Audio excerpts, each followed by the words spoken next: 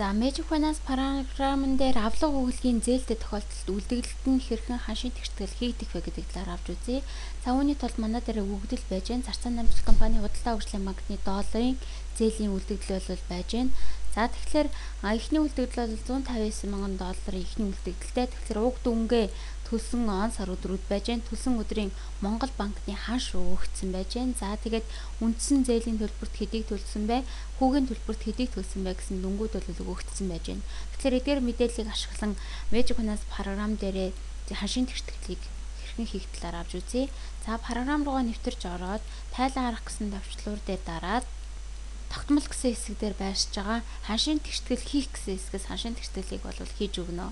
За ханшийн тэгшгэлийг хийхин тулд та үндсэн хөрөнгө нээх болон ханш тэгшгэх эрхийг бол манайхаас бол авсан байх шаардлагатай. За ингээд эрхээ авсны дараагаар бид нэр авлагын ханш тэгштгэж, өвлийн ханш тэгштгэх болон мөнгөний ханшгийг бол тэгштгэх боломжтой гэж үзнэ. За бид нэр өвлийн гэсэн учраас өвлийн ханшийг тэгштгэж үзье. За тэгэхээр өвлийн тэгштгэл гэсэн хэсэг рүү орно. За англиар payable гэсэн нэртэй юм тухайн шийд үүсч гарч ирэх юм. За энэ дээр бид нэр зээлийн ханшийн тэгшгэлийг, өвлийн ханшийн тэгшгэлийг бол энэ дээр хийх боломжтой байх нэ. За гараас бол цагаан дэвсгэртэй хэсэг дээр гараас мэдээллийг оруулна. Ингэснээрээ бол ногоон дэвсгэртэй хэсэг дээр програм автоматар ханшийн тэгшгэлгийн за мөн даасны харьцаа автоматар гарна гэж ойлгох нь байна. За манай дээр эхний үлдэгдэл бол 159 мянган доллар байсан. Тухайн өдрийн он сар өдөр Монгол банкны ханш байж гэн. За тэгвэл 159 мянган доллароо за төлсөн төлөлтийг нь бол оруулж өгсөн. За энэ дээр бол 3 сарын за тухайн төлсөн он сар өдөр болон Монголын банкны ханш үндсэн дүнгуудыг нь бол оруулаад өгсөн. Анхаарах ёстой зүйл бол бие баган дээр байж байгаа энэ өглөгтэй харилцагч гэж байна. За өглөгтэй харилцагч гэдэг дээр худалдаа хөгжлийн банк татвар дагуулгын өглөгөө гэснээр сонгогдсон байж байна. Энэ хэрхэн гарч ирэх вэ гэхлээр тооцоо нэгт гэсэн шийдэх буюу авлага өглөгийн бүртгэл гэсэн хэсэг дээр өглөгтэй авлагатай байгууллага болон хувь хүн хүмүүсийнхээ нэрсийг бол оруулж өгөх шаардлагатай. Манай худалдаа хөгжлийн банкны долларын зээлтэй гэсэн учраас худалдаа хөгжлийн банкыг бол оруулаад өгсөн байна. За ингээ худалдаа хөгжлийн банкныг оруулж өгөөд нэрийг нэг бүрчлэн сонгоод өгсөн байж байна. За худалдаа хөгжлийн банкны өрөө төлсөн гэж үзэх нь. За энэ мэдээллийг оруулж өгсөний дараагаар бол програм бол ханшийн тэгштгэг үйлдэгдэл болон ханшийн тэгштэглийг бол хийгдсэн. За ханшийн тэгштгэл автоматар бодогдсон бөгөөд яг манай төлөх ёстой өглийн маань үлдэгдлүүд гарч ирсэн байна. За хийж байгаа ханшийн тэгштгэлтэй холбоотой журналын бичлэлт мөн ялгаагүй бол энэ дээр автоматар бол хийгдэж идэг. За манай дээр нэг л байгууллагын байгууллагаас манайх нэг л байгууллагын өглөг дээр ханшийн тэгштгэлийг хийж байгаа тохиолдолд бол энэ тухайн өглөгийн дан сонгох гэсэн хэсэг дээр хоосон байж болно. За энэ дээр хоосон байгаад бид нар зөвхөн энэ журналын бичлэлтийг ерөнхий журнал руу хуулах боломжтой байх нэ ерөнхий журнал руу. За тэгэхээр энэ дээр энэ дансны харьцааг ерөнхий журналд хуулж бичнэ гэсэн байж байна. За ингээд ерөнхий журнал руу энийг хуулах хэрэгтэй. Гэтэл манай дээр 2-оос дээш байгууллагаас зээлтэй байж болно. Тэгэхээр энэ тохиолдолд хэрхэн оруулах вэ гэдэг талаар авч үзье.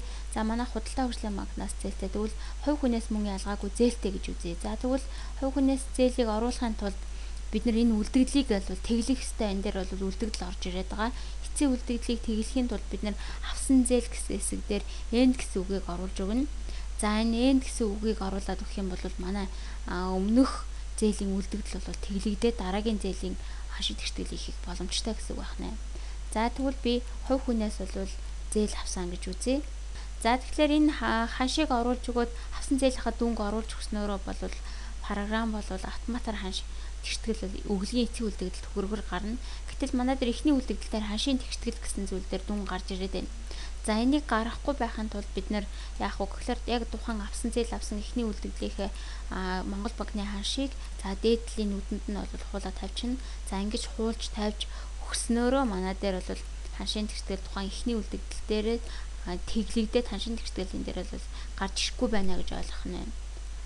За мөн ялгаагүй өглөгтэй харилцагч гэдэг дээр нь сонгож өгнө. За өглөгтэй харилцагч гэдэг дээр нь за доржид хувь хүндийн өртөө гэд доржоос зээлтэй зээл авсан гэж үзвэл доржийн хувь хүний өглийг мөн тооцоо нийцүүлсэн шийдэн дээр доржийг оруулж өгөх ёстой. За тэгвэл доржийн өглийг оруулъя.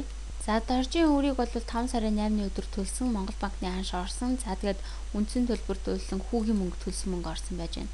За ингээд мөн ялгаагүй програм болвол ханшийн тэгшгэлийг бол хийсэн байх нэ. За ингэж ханшийн тэгшгэлээ хийсний дараагаар журналын бичлэлтийг бол дансны хайр цаг ерөнхий журнал руу хуулна гэсэн.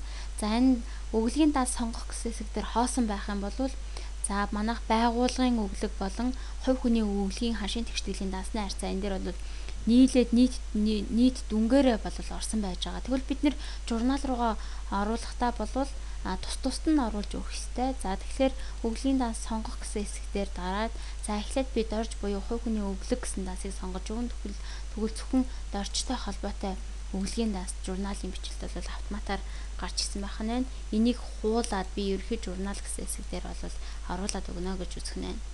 За мөн ялгаагүй энэ дээр бид нэр дараад нь бол худалдаа хөгжлийн банкнаас манай ах зээлтэй тэгвэл худалдаа хөгжлийн банк тогтоод байгууллага өглөг гэсэн дансыг сонгож өгснөөрөө за дансны хайр цаг гарч ирнэ. Энэ дансны хайр цаг мөн бид нэр журнал руу тусад нь хуулаад өгөх ёстой байх нь. За ингэж хуулж өгснөөрөө манай авлага өглөг бол үнэн зөв бодиттой гарах боломжтой болж байна гэж үзэх нэ. За гэх мэтлэн бид нэр хэдэн ч байгууллага болон хувь хүнээс бол долларын валютын зээлтэй байж болно. Тухайн зээлүүдээ нэг бүрчлэн оруулж өгсний дараагаар манай ханшийн тэгштгэл бол үнэн зөв хийгдэх нь. За тэгвэл дараад нь тайлан арга гэсэн товчлуур дээр дараад авлагын ханшийн тэгштгэлийг бүгдээрээ хийж үзье. Тэгвэл тогтмол гэсэн дотор байж байгаа авлагын ханш тэгштгэх гэсэн хэсэг байж байна. За тэгвэл авлагын ханштан дээр бол мөн ялгаагүй авлагыг бол оруулж өгсөн байна. За тэгвэл саяны жишээ биш өглөгтэй биш авлагатай байсан тохиолдолд тухайн саяны жишээн дээрээ бид нар авлагыг оруулаад өгье. За тэгвэл ихний авлагынхаа ихний үлдэгдлийг оруулаад өгсөн байна. За тэгээ мөн авлагынхаа төлөлтүүдийг нэг бүрчлэн оруулаад өгсөн. Харилцагч данс гэдэг дээр нь за яг хинээс авлагатай вэ? Тухайн авлагынхаа бол авлагатай байгууллага болон хувь хүнийхээ нэрийг оруулаад өгнө. Тэгэхээр энэ нэрийг бол мөн тооцоо нэгтгсэн шийтэн дээр бид нар оруулж өгсөн байх хэвээр. За ингээд мөн ялгаагүй авлагын данс сонгох гэсэн хэсгээс авлагатай байгууллагынхаа нэрийг бичиж өгж өгснөөрөө болвол авлага тус бүрээрээ данс тус бүрээрээ холбогдох ханшийн тэгшгэлтэй холбоотой журналын бичлэл гарна. Үнийг мөн ялгаагүй ерөнхий журнал руу хуулна. За дараа нь бол бид нэр бол мөнгөний ханшийн тэгштгэл гэсэн хэсэг байж байгаа. Тэгэхээр мөнгөний ханш тэгштгэл гэсэн хэсэг рүү оръё. За мөнгөний ханш тэгштгэл гэсэн хэсэг дээр бол харилцагын тэгшгэлийг бол энэ дээр хийж өгнө. Харилцагын гүйлгэн дээр гарсан. За энэ дээр өгөгдлөл орсон байж байна. За хаана банкны данс гэдэг дээр хаана болон гүйлгээтэй харьцан дансыг бол оруулж өгнө. За тухайн өдрийн ханшийг оруулаад огноог нь оруулаад гүйлгээний утга болон хорлого зарлагыг нь оруулсан байж байна. За ингэж оруулж өгснөөрөө манай дээр мөн ялгаагүй харилцах дансын маань бодит бус ашиг халдагдлууд тооцоологдсон. Мөн ерөнхий дансны харьцаа бол мөн автоматар хийгдсэн байж байна. За дансны харьцааг мөн ялгаагүй журнал руу хуулж тавих хэрэгтэй. За энэ дээр бол хаан банкны данс болон харьцан дансыг оруулж өгснөөрөө бид нар мөн тохироо гэсэн төвчлөл рүү ороод за харилцагынхаа ерөнхий тэмдгийг бол мөн харах боломжтой байх нэ. За бид нар бэлмэрчлэн бол харилцах болон авлага өглөг болон за харилцагынхаа мөнгөний тэгшгэлүүдийг бүгдийг нь бол Magic Finance програмыг ашиглан хийх боломжтой болсон байна.